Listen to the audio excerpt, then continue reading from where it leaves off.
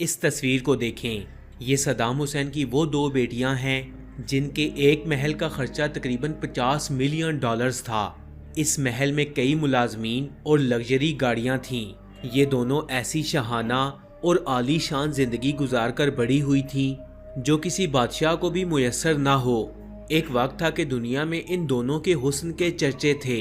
इनके जूते फ्रांस की कंपनी स्पेशल तैयार करती थी और इनके मेकअप का सामान बर्तानिया से मंगवाया जाता था। लेकिन फिर इराक की सरजमीन ने एक ऐसा वक्त भी देखा कि सद्दाम हुसैन की इन शहजादियों को इराक की गलियों में बिना जूतों के भागना पड़ा। सद्दाम हुसैन की फांसी के बाद इसकी ये दोनों बेटियां इराक में छुपती फिर रही थीं कि कत्ल न कर दी जाएं। जो लोग इन दोनों की राहों में फूल फेंकते थे वो सद्दाम हुसैन की मौत के बाद इनके भी जानी दुश्मन बन चुके थे। ये दोनों जो कभी महलों की रानियां हुआ करती थीं, सद्दाम हुसैन को तख्ते पर लटकाए जाने के बाद अपने फटे हुए जूतों, पुराने और खस्ता हाल कपड़ों और बिखरे हुए बालों के साथ इराक के किसी गांव के एक टूटे मकान में अपनी मुश्किल जिंदगी गुजारने पर मजबूर थीं, जहां ना तो बिजली थी, ना ही खाना मुयस्सर था और ना ही पानी था। सद्दाम हुसैन के एक रिश्तेदार के बयान के मुताबिक ये सद्दाम हुसैन की मौत के बाद इसकी बेटियों को ढूंढता हुआ इन तक जा पहुंचा, लेकिन ये देखकर हैरान रह गया कि जो लोग सद्दाम हुसैन की बेटियों की एक झलक देखने के लिए तरसते थे वो अब इन पर जुमले कस रहे थे। सद्दाम हुसैन की बेटियों रगद हुसैन और राना हुसैन को मजाक का निशाना बनाया जा रहा था। वो सरकारी पानी जो सद्दाम हुसैन ने अपने मुल्क के लोगों को मुहैया किया था, इनकी बेटियों को ये सरकारी पानी भी न भरने दिया जाता। कुछ अर्सा पहले तक सद्दाम हुसैन के हुक्म का इनकार किसी भी शख्स की मौत का सबब बन जाता था। आज उसकी अपनी बेटियां सरकारी पानी के नल से पानी भरने के लिए भी इस गांव के लोगों की मोहताज थीं। सद्दाम हुसैन और इसकी औलाद ने जिस तरह शाही जिंदगी गुजारी, शायद ही दुनिया के किसी हुक्मरान ने गुजारी हो।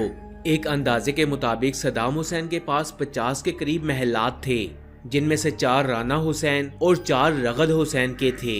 इन दोनों बहनों के महल्लात में 50 के करीब कीमती और लग्जरी गाड़ियां मौजूद थीं।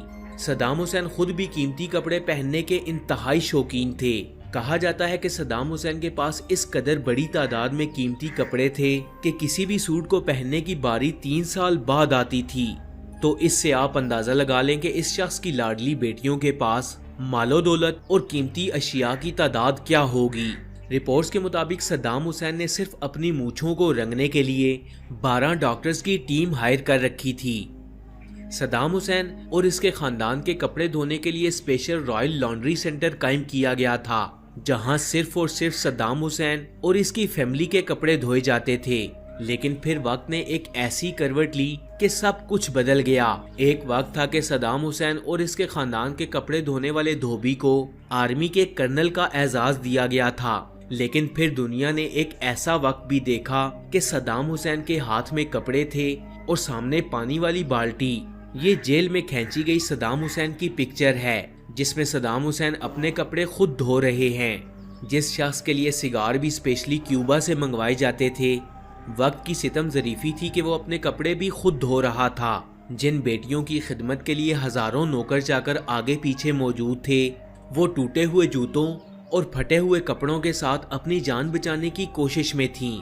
अमेरिकन आर्मी इन्हें हर जगह तलाश कर रही थी और सद्दाम हुसैन के मुखालिफ लोग इनके कत्ल के लिए हर जगह घूमते फिर रहे थे।